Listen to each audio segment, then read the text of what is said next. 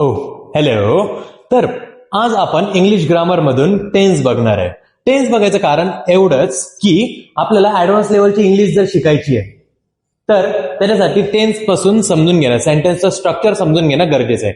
कारण की जर तुम्ही सायन्सचा पण पेपर देत असले किंवा इंग्लिशचा पण पेपर देत असले तर त्याच्यामध्ये तुम्हाला तुमच्या मनाने लिहायचं राहील आणि ते लिहिण्यासाठी तुम्हाला सेंटेन्स तर तुम्ही मनातल्या मनात मराठीमध्ये करशाल, मग नंतर त्याला ट्रान्सलेट करावं लागेल आणि ते ट्रान्सलेट करून कोणत्या स्ट्रक्चरमध्ये मांडायचं ते तुम्हाला टेन्सला समजून घेऊन कळेल. सिम्पली टेन्सचे 3 प्रकार आहेत, प्रेझेंट टेन्स, पास्ट टेन्स आणि फ्युचर टेन्स, जे की तुम्हाला माहिती आहे. सिम्पली माझ्याशी जुळत जा आणि मी जे सांगतो ते समजून घ्या. पुढे चालून तुम्हाला एका सेंटेन्स पासून 48 सेंटेन्स कसे तयार करायचे ते मी तुम्हाला शिकवेल.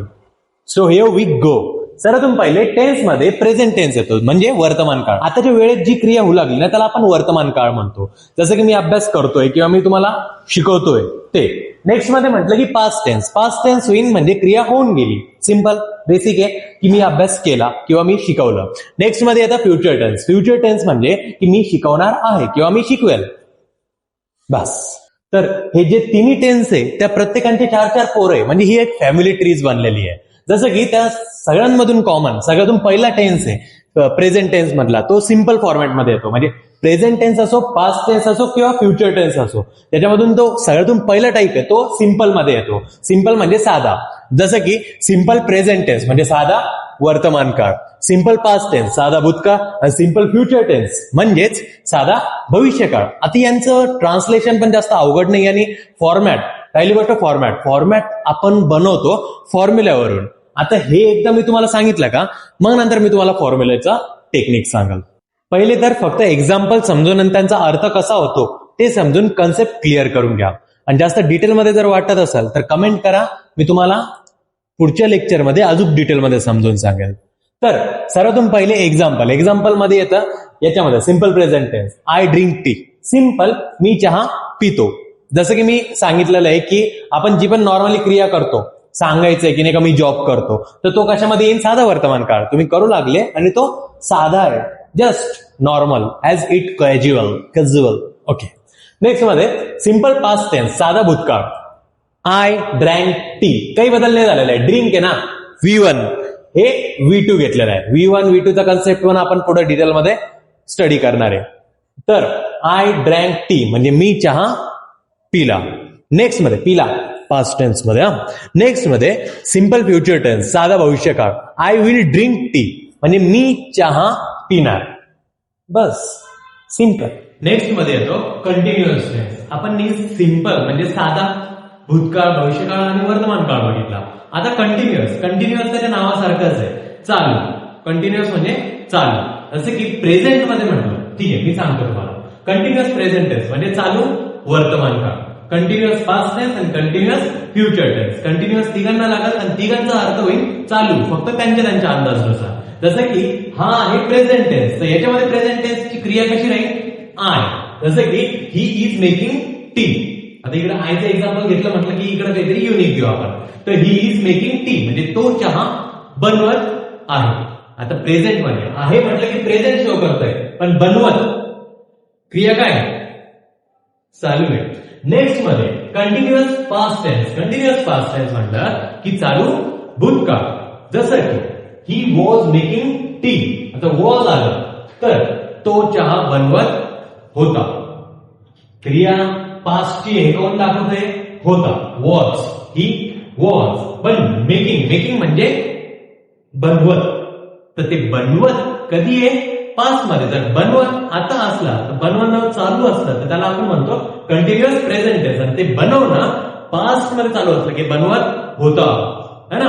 तुम्हाला उल्लू बनवत होता, तर ती कधीची क्रिया आहे, पास्टची. आणि ती पास्टची म्हणजे कंटिन्युअस पास्ट टेन्स. नेक्स्ट मध्ये कंटिन्युअस फ्युचर टेन्स. आता क्रिया चालूच आहे बट कधी, फ्युचर मध्ये. जसं की he will be making tea. तो चहा बनवत असेल. आता मला नाही माहिती ते फ्युचर मध्ये तर ते बनवत असेल, तर ही आपण संभावना दर्शवतो कोणाच्या मदतीने, कंटिन्युअस फ्युचर टेन्सच्या मदतीने. ओके. जर तुम्ही या टेन्स पर्यंत आला असाल तर जिंदगी में कुछ तो बड़ा करेगा था. नेक्स्ट मध्ये परफेक्ट प्रेझेंट टेन्स. परफेक्ट त्याच्या नावासारखाच आहे म्हणजे पूर्ण. आता ह्या तिन्ही मध्ये एक गोष्ट कॉमन आहे, जे की ते परफेक्ट आहे. परफेक्ट म्हणजे त्यांची क्रिया पूर्ण आहे.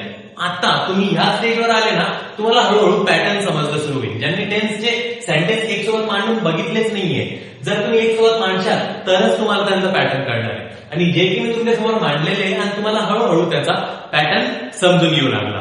याच्यापेक्षा पण मी तुम्हाला सोपं करून देईन. जर तुम्ही याचे रेग्युलर व्हिडिओज बघत राहाल तर सर्वात पहिले perfect present tense. Perfect present tense म्हणजे पूर्ण वर्तमान काळ. पूर्ण वर्तमान काळ. We have wrote a novel. आम्ही कादंबरी लिहिली आहे. आता याच्यामध्ये लिहिली कॉमन आहे. जसं की आम्ही कादंबरी लिहिली. फक्त वरचा आणि खालचा थोडासा पॅटर्न बदलतोय. वर्ब बदलताय आणि ऑक्झिलरी वर्ब बदलताय. सिंपल. ते कसे बदलताय ते आपण पुढे बघू, त्याचा ताण नका घेऊ. फक्त त्यांचा अर्थ कसा होतो आणि टेन्स कसे ते समजून घ्या. काही ताण नका घेऊ. एकदम चिल मध्ये आरामात जाऊ. मग त्याच्यामध्ये काय आहे, आम्ही कादंबरी लिहिली आहे. आता लिहिली तर आहे प्रेझेंट मध्ये, त्याच्यामुळे तो कोणामध्ये आता perfect present tense. Perfect past tense म्हणजे we have wrote a novel. आम्ही कादंबरी लिहिली होती. सिंपल. नेक्स्ट मध्ये परफेक्ट फ्युचर टेन्स. पूर्ण भविष्यकाळ. We will have wrote a novel.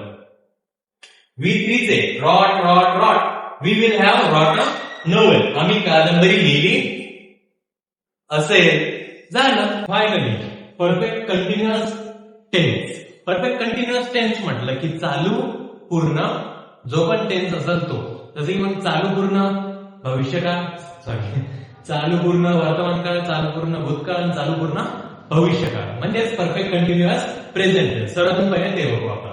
चालू पूर्ण वर्तमान काळ ज्याच्यामध्ये जसं की त्याचं नाव आहे, क्रिया चालू पण आहे आणि पूर्ण पण आहे. आता हे कसं शक्य आहे? असं जसं की she has been reading a poem. तर ती कविता वाचत म्हणजे क्रिया चालू आहे. आणि आलेली म्हणजे आतापर्यंत जेवढ्यांदा पण तिने केलेलं आहे ते पूर्ण झालेलं आहे ना. आणि आता ती वाचत आहे म्हणजे चालू पण आहे आणि आतापर्यंत जेवढं झालेलं आहे तेवढं पूर्ण पण आहे. तर त्या हिशोबाने हे झालं चालू पूर्ण वर्तमान काळ. आता वर्तमान काळ कशावरून आहे? हे बघ, ती कविता वाचत आलेली आहे. She has been reading a poem. अर्थ कसा होतो ते समजून घेण्यासाठी आपण शिकवतोय. कसं, काय, कोणता शब्द आला, कुठून आला त्याच्यासाठी नाही. त्याच्यासाठी नेक्स्ट लेक्चर होणार आहे. मग perfect continuous past tense. Perfect continuous past tense मध्ये चालू पूर्ण भूतकाळ. आता भूतकाळ कशावरून होता?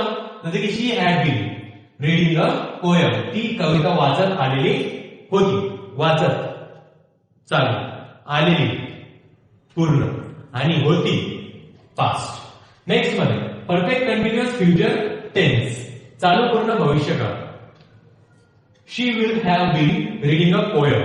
ती कविता वाचत चालू, आलेली, पूर्ण असेल म्हणजेच भविष्यकाळ.